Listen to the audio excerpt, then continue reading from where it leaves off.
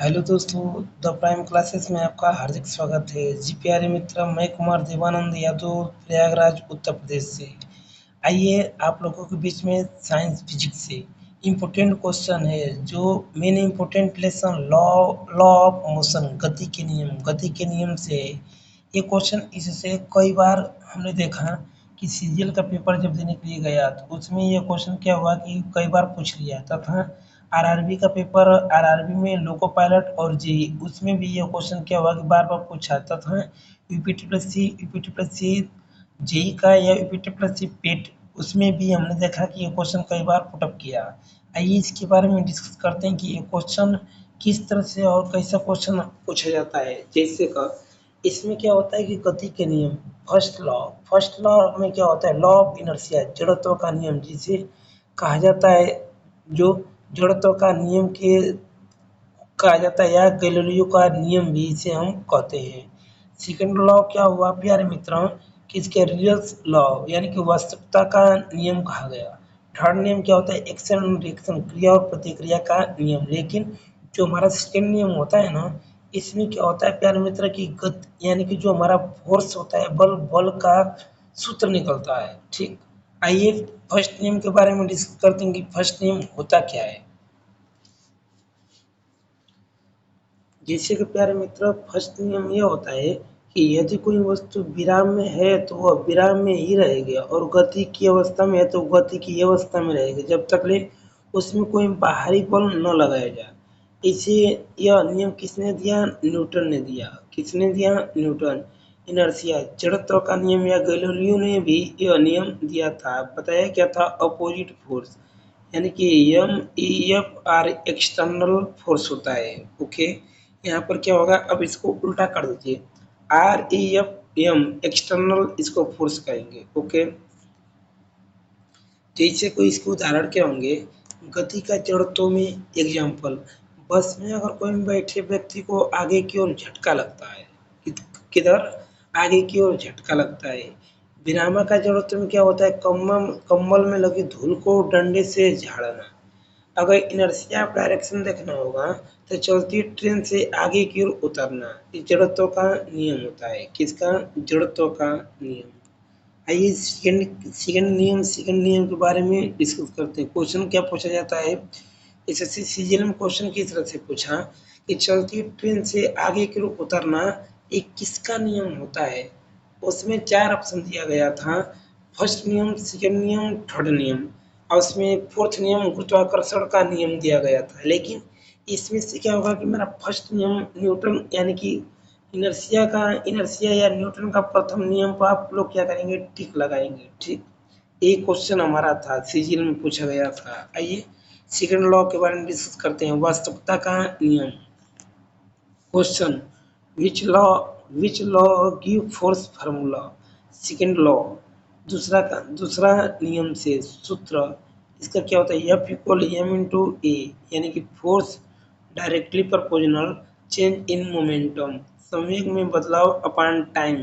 F E directly proportional D P upon D T equal F directly proportional D, यहाँ पर P M भी M भी होता है, एम एम भी अपान डेल्टा टी। इसको कन्वर्ट करेंगे ना तो आपका यही formula A equal V upon T, F directly proportional M into A आ जाएगा, या F equal M into A. समय इक्वल द्रव्यमान गुणे वेग, P equal M into V होता है। Momentum equal mass multiply velocity, बीमा एम के पावर वन, एल की पावर वन, टी की पावर माइनस वन होता है। यूनिट किलोग्राम मीटर पर सेकेंड, इस किलोग्राम है इसका इसका मात्रा, समय का मात्रा किलोग्राम मीटर पर सेकेंड है, इसका मात्रा क्या होता है, किलोग्राम मीटर पर सेकेंड स्क्वायर। बस अंतर यह होगा कि इसमें स्क्वायर नहीं रहेगा, इसके सेकेंड में क्या होता है, स्क्वायर रहता है। ये पूछा जाता है। ये भी पूछा जाता है किस प्रकार का राशि है, आप कहेंगे सदिश राशि। किस प्रकार का राशि? सदिश राशि, बल है। तो एम इक्वल ये होता है किलोग्राम मीटर पर सेकेंड स्क्वायर, या इसे हम कहते क्या है, न्यूटन, या इसको सीजीएस पद्धति में क्या कहते हैं प्यारे साथियों, डाइन। क्या कहेंगे? डाइन। इसका डायमेंशन क्या होगा, M L T minus two. इसका उदाहरण क्या है, by which law of play a backward his hand to catch, किस नियम के कारण एक खिलाड़ी अपने हाथ पीछे की ओर करता है गेंद को पकड़ते वक्त? Second law. कौन सा लॉ होगा? Second law. समय को कम करने के लिए समय को बढ़ा दिया जाता है। वेग को कम करने के लिए, बल को कम करने के लिए क्या होगा? ये रीजन है। किसका रीजन है? सेकंड लॉ का।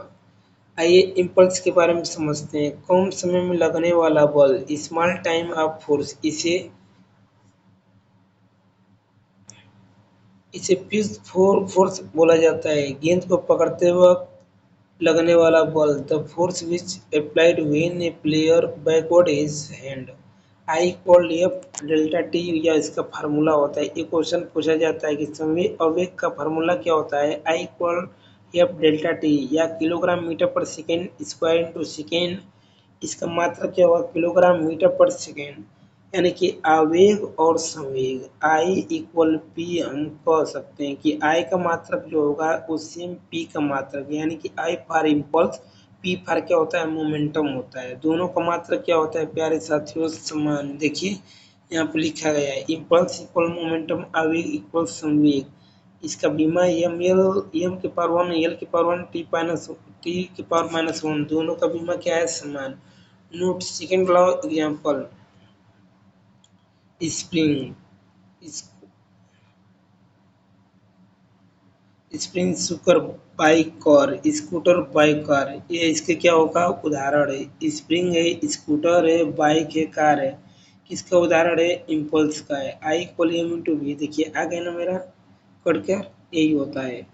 थर्ड लॉ, क्रिया और प्रतिक्रिया का नियम, energy action there is equal and opposite reaction. क्रिया और प्रतिक्रिया विपरीत और समान होते हैं। विपरीत अपोजिट, डायरेक्शन दिशा, समान इक्वल फोर्स बल। ठीक, ये होता है हमारा क्रिया प्रतिक्रिया का नियम। इसके उदाहरण क्या होंगे?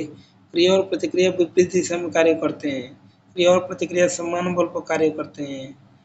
ए A and R work similarly, यानी कि एक दूसरे को तुरंत बाद कार्य करते हैं, ये भी होता है। क्रिया और प्रतिक्रिया समान वस्तु पर कार्य करते हैं, अलग वस्तु पर कार्य करते हैं। क्वेश्चन क्या होगा कि एक बच्चे ने पत्थर पर लात मारी और उसको चोट लग गया, क्यों? कारण क्या है? कारण यही है, प्रतिक्रिया हुआ। क्या हुआ? प्रतिक्रिया। किस नियम के अनुसार काम होता है? तीसरे नियम के अनुसार। किसके अनुसार? तीसरे। बंदूक का पीछे की ओर झटका किसके वजह से लगता है? एक्शन रिएक्शन की वजह से। नाव का गति करना किसके वजह से? Action reaction. तैराकी किसके वजह से? Action reaction. रॉकेट का गति करना, मोशन ऑफ रॉकेट किसके वजह से? एक्शन रिएक्शन होता है। रिएक्शन और एक्शन। नोट, रॉकेट की गति किस नियम पर लागू होता है प्यारे साथियों? Third law. किस सिद्धांत से रॉकेट की गति के बारे में बताया जाता है? संवेग संरक्षण का नियम से। किसके? संवेग संरक्षण के नियम। कंजर्वेशन ऑफ मोमेंटम, संवेग संरक्षण का नियम आपका यही होता है, P1 इक्वल माइनस P2। इसके बारे में जस्ट अगले वीडियो में बताएंगे प्यारे मित्र, ठीक है ना? जी हाँ प्यारे दोस्तों, आप लोगों को इतना क्वेश्चन इंपॉर्टेंट क्वेश्चन बताएं। ये क्वेश्चन जो था ये क्वेश्चन इंपॉर्टेंट था। इस क्वेश्चन, अगर हमारा क्वेश्चन आप लोगों को अच्छा लगा होगा प्यारे मित्र, इस वीडियो को लाइक कीजिएगा, सब्सक्राइब कीजिएगा और कमेंट कीजिएगा, शेयर कीजिएगा। कमेंट के माध्यम से बताइएगा प्यारे मित्र कि हमारा वीडियो कैसा लगा। ये क्वेश्चन जो होता है, क्वेश्चन कोई भी पेपर देने के लिए जाते हैं, एसएससी सीजीएल का या एसएससी एमटीएस या एसएससी सीएचएसएल या एसएससी सी प्लस सी और डी का, या आरआरबी लोको पायलट या आरआरबी ग्रुप डी या आरआरबी जेई बैंक या यूपी पुलिस या बिहार पुलिस या मध्य प्रदेश पुलिस या दिल्ली पुलिस या डीएसएसबी, कोई भी अगर पेपर देने के लिए जाते हैं, उस पेपर में गति से आप लोगों का 2-3 क्वेश्चन पूछेगा कि फोर्स का कितने नियम होते हैं और कौन सा नियम किस पर कार्य करता है, इम्पल्स क्या होता है, मोमेंटम क्या होता है, इसके बारे में बताइए। क्या इम्पल्स और मोमेंटम इक्वल हो सकता है? इससे भी क्वेश्चन पूछा जाता है। स्केलर क्वांटिटीज कौन सा है, वेक्टर क्वांटिटीज कौन सा है, ये भी क्वेश्चन पूछा जाता है। तो इसको आप लोग पढ़ कर जाइएगा। जी हाँ प्यारे मित्र, मैं कुमार देवानंद यादव, इलाहाबाद उत्तर प्रदेश से आप लोगों को इसी तरह अच्छे अच्छे वीडियो लेकर आएंगे। अगर हमारा वीडियो अच्छा लगा होगा तो इस वीडियो को प्लीज़, जो भी आपके छोटे भाई हो या बड़े भाई या छोटी बहन या बड़ी बहन जो भी हो, उनको हमारा चैनल प्लीज़ शेयर कीजिए। उनको बताइए कि इस वीडियो में